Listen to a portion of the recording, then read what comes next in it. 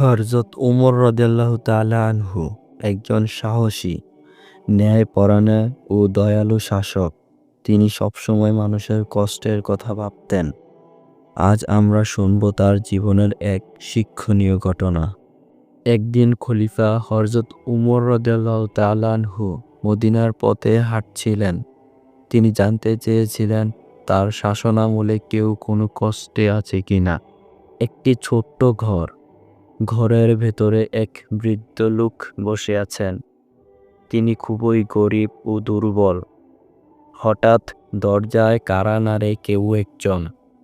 বৃদ্ধ লোক দরজা খুলেই দেখলেন হযরত উমর রাদিয়াল্লাহু তাআলা আনহু দাঁড়িয়ে আছেন। হযরত উমর রাদিয়াল্লাহু তাআলা আনহু বললেন, আম্মাজান, আপনি কি কোনো কষ্টে আছেন?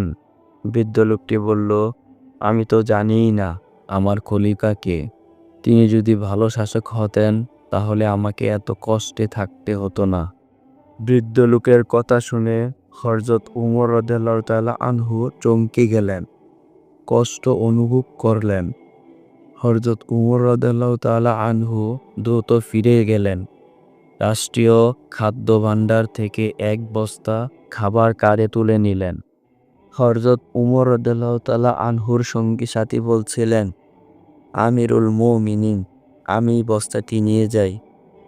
হযরত উমর রাদিয়াল্লাহু তাআলা আনহু বললেন, কিয়ামতের দিন আমার বোঝা কি তুমি বহন করবে? তিনি নিজ হাতেই খাবারের বস্তা বৃদ্ধ লোকটির ঘরে নিয়ে গেলেন। হযরত উমর রাদিয়াল্লাহু তাআলা আনহু নিজের হাতেই বৃদ্ধ লোকটির জন্য খাবার রান্না করা শুরু করে দিলেন। বৃদ্ধ লোকটি অবাক হয়ে তাকিয়ে রইলেন। বৃদ্ধ লোকটি বললেন, তুমি এত ভালো, এত দয়ালু, কে তুমি? হযরত উমর রাদিয়াল্লাহু তাআলা আনহু মুচকি হাসলেন, কিছু বললেন না। একজন সঙ্গী ফিসফিস করে বললেন, আম্মাজান, তিনি খলিফা হযরত উমর রাদিয়াল্লাহু তাআলা আনহু। বৃদ্ধ লোকটির চোখে পানি চলে আসলো।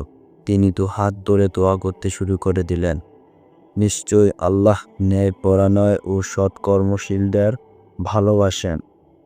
হযরত উমর রাদিয়াল্লাহু তাআলা আনহু ছিলেন এমন এক শাসক যিনি নিজেদের দায়িত্বকে আমানত মনে করতেন।